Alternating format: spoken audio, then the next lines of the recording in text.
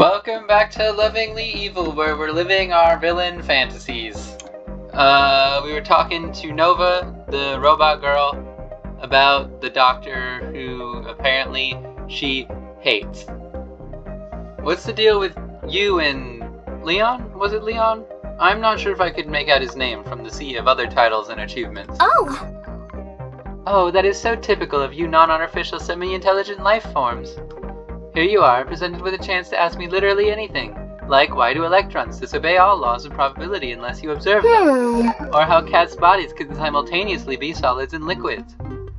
Yet you ask me nosy questions about my personal life, or should I say my robotic life. I'm just curious. I'm sorry, I just got curious. I don't hang out with robots every day, especially not robots who seem to have a rather difficult relationship with their creators. Although now that I think about it, maybe it's not that different from how I feel about my parents.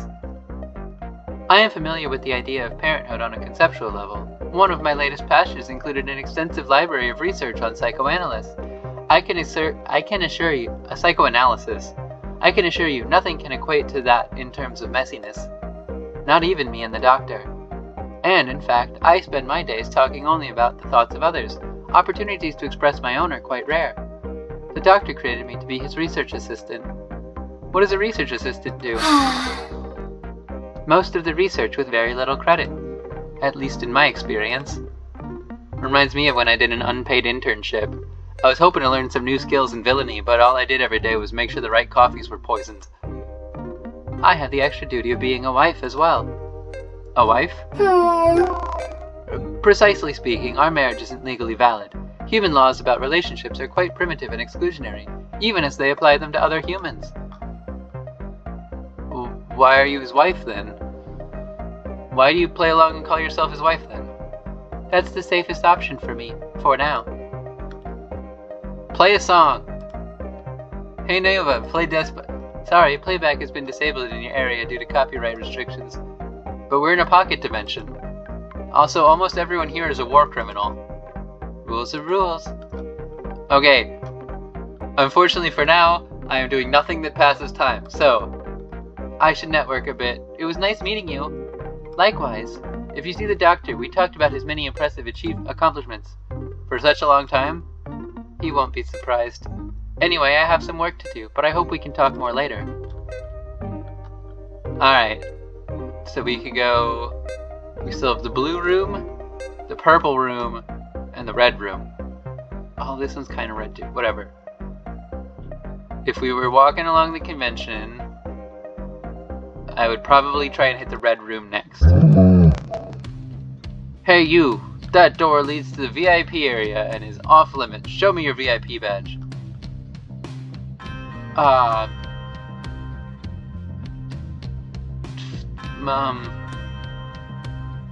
Forge VIP pass. You decide that forgery is the way to go, so you walk around the corner and grab your trusty crayons. The end result isn't perfect, but it's still worth a try, right? Hi again, here's my VIP badge. That doesn't look right. You trying to fool me, punk? No. Alright, well okay then, we're gonna turn around and walk back this way, I guess. Excuse me? Ah, Abyss. I was hoping to have a word. I'm afraid I have a bone to pick with you. As you know, at this conference we hold all attendees to a very high standard of wickedness. Oh. And, well, we always like to see our guests using social media to promote the conference. And I know it's your first year at the conference, but I think you need to seriously reconsider how you're representing your brand, our brand, and yours. Huh? Do you need me to refresh your memory? Look at these photos you tagged with the conference on Instagram and see if you can tell me what's wrong. The skeleton shows you his tablet and uses a bony finger to flip through some photos. In one, someone who looks exactly like you is helping a gaggle of ducklings cross a busy street. In another, they're reading a book to a group of smiling little patients in a children's hospital. Yet another shows them wearing the t-shirt of the Righteous Society of Superheroes and holding a donation check to the homeless charity. Shall I go on? Need I remind you that you agreed to our terms upon entering the conference? I hereby assure I'm evil and I vow to cause inconvenience and suffering upon those that are good. You're new, so I can overlook it this time. But please, if you would like to be invited back next year, be more mindful about the abominable reputation we work very hard to uphold. Now if you excuse me, I need to speak with our anti-social media department about getting this cleared up. What was that about? You definitely haven't helped Ducks Cross Streets or donated to charities lately. Not to mention posted about it on social media. Oh, look who decided to turn up. Okay. Not like I've been waiting my whole life for this moment my whole life or anything. Okay. Nice to finally meet me. I hope you enjoyed my little prank. Did you see the look on his skull? You rub your eyes. You feel like you're looking in a mirror. Who are you? Do I know you? What? Have you looked at a mirror I'm lately? your clone, isn't it obvious? I expected a warmer welcome after all this time. I didn't know I had a clone. I have a clone? A clone? You have hundreds. I'm just kidding. It's only me. I think. Your clone leans forward to fix your hair a bit. There, that's better. Anyway, I'm Siba. We are doing nothing that passes time for now. So, see you later. There's a lot of interesting people to talk to at this conference. I can talk to myself whenever I want. Alright, go to the blue room then. A talk about workplace safety is about to start. Okay. We don't want to pass time, but we have to pass time now.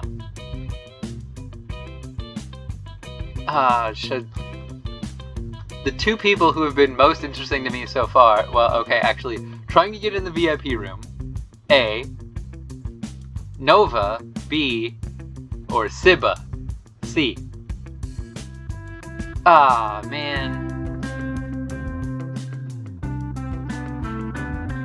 Or I could actually listen to the conference. I'm probably not going to do that one. Let's go talk to Nova again. I'd like to hear more about you. Yes. Of course. What would you like to hear? My technical specifications? An excerpt from the user's manual? No, I meant you as in you. That's not very helpful. Something more along the lines of, I don't know.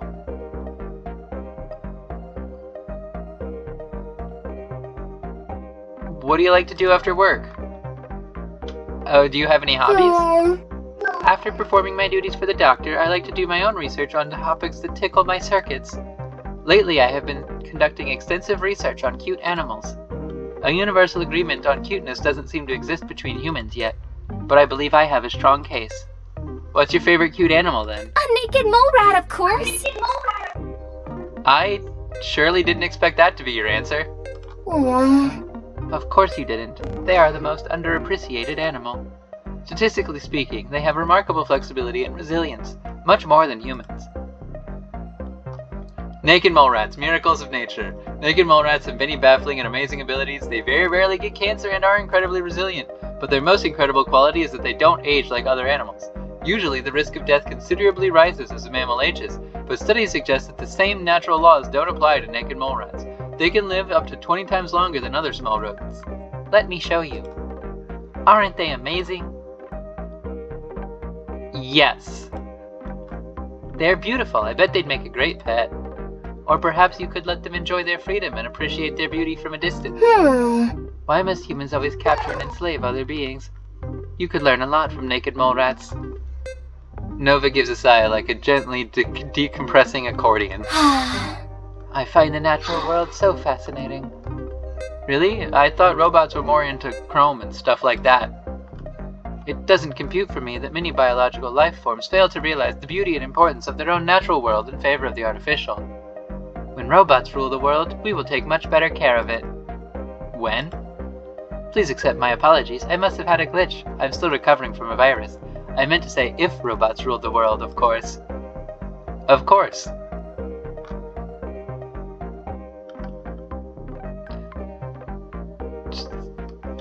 I don't know. I just want to keep talking to Nova, though. I don't. Time is fake now.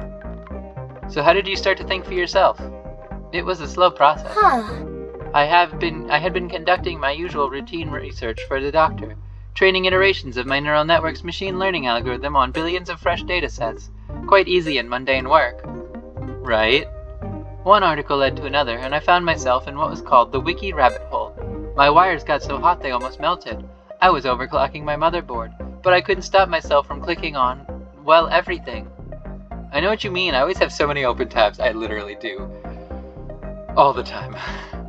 Imagine that, but with the entire internet opened up all at once.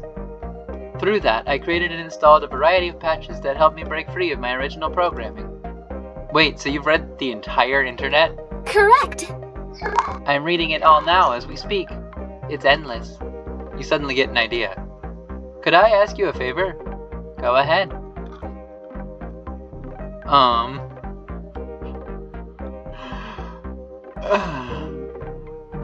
Delete my old dead journal. I have a confession to make. I used to have a dead journal when I was a teenager. She gives you a smirk. You, absorbing the data from teenage blogs, have given my cables heartburn.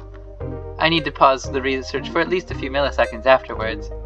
Yeah, I can imagine. Which is why I need you to delete mine. I forgot my password and it's too embarrassing to have it exist anywhere other than the void of denial. I want to know more. For science. I thought I was good back then. So positive about everything. I wrote down all my good deeds all day, every day. You know, typical teenager stuff. But luckily it was just a phase. So let's just delete it all and never mention it again. Okay, I have to warn you though. When deleting data, I absorb all of it. All of it. Forever. What? No, I don't want you to read that. Can't you just close your eyes or something? Unfortunately, that is not an option. And in addition, I have already absorbed all the data from the beginning of Dead Journal until the present moment. Which means I have already read your blog. Yeah, but you didn't know it was mine. This is the worst.